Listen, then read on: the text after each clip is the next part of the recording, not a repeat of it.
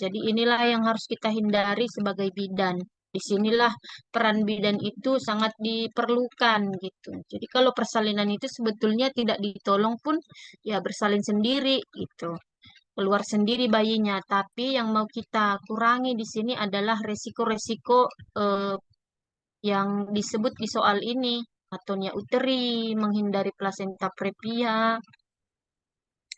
Plasenta previa ya tentu sulit juga dihindari ya, di mana plasenta previa ini kan peletak dari plasenta itu menutupi jalan lahir ya. Tuh pengertian dari plasenta previa. Bisa menutup semua, bisa juga menutup sebagian gitu. Sehingga eh, menjadi penyulit untuk bayi bisa lahir normal, di mana normalnya bayi itu kan lahirnya dari vagina ya. Jadi karena plasenta menutup jalan lahir sehingga sulit dilakukan lahir normal jika pasien tersebut mengalami plasenta previa, di mana plasenta previa ini ada yang parsial, ada juga yang totalis gitu. Jadi untuk plasenta previa minggu lalu mungkin ibu-ibu juga udah join di situ, kita sudah membahas detail tentang plasenta previa. Dia ditandai dengan darah segar dan tanpa nyeri dan perdarahannya berasal dari plasenta kan gitu. Makanya dihindari untuk melakukan vaginal tuse untuk pasien yang mengalami plasenta previa dan dia lebih ke dirujuk ya, dirujuk ke rumah sakit agar ditangani oleh dokter obgyn. Nah, retensio plasenta itu plasenta belum lahir setelah 30 menit bayi lahir dan setelah diberikan suntik oksitosin.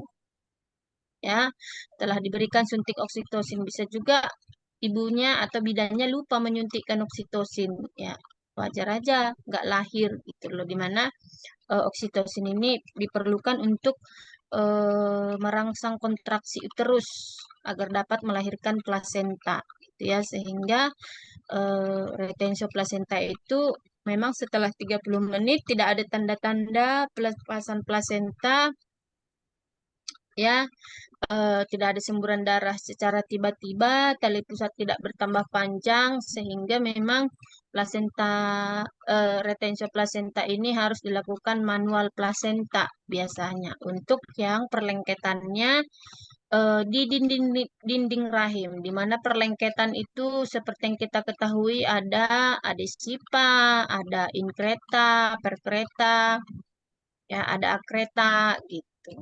Tadi dijelaskan kalau ini soalnya itu keluar darah segar ya Bu. Bukannya kalau keluar darah segar itu ciri-ciri dari plasenta previa.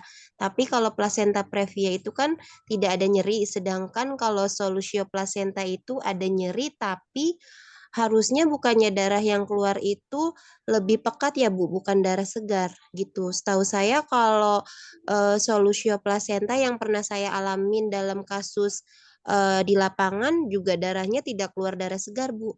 Tapi darahnya agak kayak coklat kehitaman gitu. Mohon koreksinya, Bu Elsa. Terima kasih. Jadi kalau untuk solusio plasenta itu bisa dia juga bercak, bisa juga dia berupa darah segar. Kenapa? Karena pengertian plasenta itu kan pelepasan plasenta sebelum waktunya. Bisa juga dia gelap, berwarna gelap. Nah, memang darah dari plasenta itu, warna dari plasenta itu juga kan ada yang warna darah saja pun ada darah merah cerah, ada juga yang warnanya gelap. Karena kalau dia juga terlalu gelap itu berarti dia mengalami infeksi. Di sini polusi plasenta itu kan dia perlepasan plasenta sebelum waktunya. Kalau dia plasenta prakia, dia perlengketan plasenta tidak pada tempatnya. Jadi bisa kalau memang itu memudahkan ibu-ibu untuk lebih memahami tentang solusi plasenta, nanti kita bisa revisi. Tapi memang ini bisa saja darah itu segar, bisa juga dia lebih dekat. Iya. Mudah-mudahan malam ini apa yang soal-soal ada ini terdiri dari 6, Mbak Eka. Mudah-mudahan bisa tercover semuanya. Mudah-mudahan paham bunda-bundanya semuanya untuk kedepannya. Mungkin begitu aja. Oh ya, belum perkenalan. Katanya tidak kenal Iya, maka tidak sayang atau tidak kenal tak betul. apalah gitu ya, Mbak ya. Sepermisi dulu saya coba jawab. Kan Ya. ibunya mengeluh pusing, tungkainya bengkak dengan didukung protein urinnya positif. Jadi kalau saya memang tadi maunya tungkai ditinggikan saat tidur, tapi karena dia ada pusing dan proteinnya positif, saya B tidur dengan posisi semipolar. Mungkin tapi maaf Oke. nggak salah. Oke, baik. Terima kasih Bunda Tuti. Luar biasa sekali nih yang menjawab B1 nih. Satu orang menjawab B dan memberikan alasan juga. Berarti dari tim A siapa nih kira-kira? Kalau sebenarnya sih jawaban ya rata mayoritas A ya Mbak ya. Cuman tadi berbeda dengan Bu ini ya menjawab B. Mungkin bunda-bunda tahu sebenarnya, cuman mengungkapkan kali. Oh iya. Ya, oke bisa mungkin lihat di jawabannya Mbak nanti next untuk pembahasannya Mbak. Ya, Oke. oke. Ya. Ya. Untuk kunci jawaban adalah tungkai ditinggikan saat tidur. Karena kenapa? Tadi memang dikatakan di awal Bunda bahwa ibu pusing. Nah, di situ kan memang tidak jelas pusing itu karena apa gitu. Tetapi yang lebih dikaitkan di situ dia sudah kehamilan trimester ketiga, kemudian ada pembengkakan ataupun ada udem. Nah, ini biasanya terjadi karena penumpukan cairan di dalam jaringan tubuh Bunda. Itu disebabkan karena emang ibu tersebut hamil. Karena kita prinsipnya sekarang kalau bagian ekstremitas bagian bawah itu udem atau bengkak masih hal yang wajar atau yang normal. Tetapi kalau sudah sampai bagian ekstremitas itu bagian atas yang bengkak atau udem berarti itu sudah termasuk abnormal. Nah, di sini untuk hasil pemeriksaannya itu semua untuk dari TTV-nya itu memang bagus ya Bunda ya, memang hanya protein urin positif di sini. Yang ditanyakan positif 1. Yang ditanyakan adalah rencana asuhan apakah yang diberikan pada kasus tersebut. Tadi memang sudah disampaikan atau sudah dijawab bunda-bunda semua, tungkai ditinggikan saat tidur. Kenapa Bunda? Agar peredaran darah dari tungkai sampai ke otak itu berjalan dengan lancar. Kenapa tidak? Sebenarnya kalau anjuran merendam kaki dengan air hangat sih bisa saja sih Bunda ya. Tetapi biasanya kalau merendam kaki dengan air hangat ini disertai dengan adanya rasa pegal-pegal. Gitu ya Bunda. Sementara ini kan tidak keluhannya hanya pusing dan tungkai bengkak. Kalau merendam kaki dengan air hangat itu bisa menyebabkan kenapa kalau pegal gitu seperti itu bisa nanti membuat pembuluh darah kita itu menjadi vasodilatasi sehingga aliran darah juga bisa menjadi lancar sehingga otot juga dapat berelaksasi. Tetapi yang ditanya di sini adalah tungkai bengkak. Berarti tungkai bengkak ini adalah bagian ekstremitas bagian bawah. Nah, rencana yang akan dilakukan atau asuhan itu adalah dengan menganjurkan ibu untuk pada saat mau tidur itu tungkainya ditinggikan, berarti posisi Trendelenburg, posisi kaki lebih tinggi daripada kepala. Mungkin dengan cara menaruh bantal di bagian kakinya sehingga nanti peredaran darahnya dari kaki sampai menuju otak itu bisa berjalan dengan lancar. Seperti itu Mbak Eka. Saya tadi terpusing, bingung dengan protein positif itu Iya. satu. Tuh, saya bingung masalahnya. Makanya saya tadi bingung. Sebenarnya mau Betul. pilih yang atas, tapi kok protein positif ya. Jadi saya agak gimana ya, agak ragu-ragu gitu. Oke, terima kasih Bunda atas responnya seperti itu ya Bunda ya. Memang di dalam soal Bunda kadang membuat kita itu sebenarnya yang kita lebih kepada protein urinnya atau ke tungkai gitu Bunda. Jadi memang di dalam membaca soal itu memang yang diminta daripada pertanyaan itu apa Bunda gitu. Jadi rencana asuhan tentang tungkai bengkaknya tadi berarti memang kadang kita kesampingkan protein urin. Protein urin biasanya mungkin bisa terjadi karena satu memang tensi ibunya tinggi. Kalau tensi tinggi bisa menyebabkan ada protein urin kan Bu, pengaruh terhadap ginjalnya gitu. Tetapi kan di dalam soal itu tekanan darahnya masih normal 110/80 Bunda.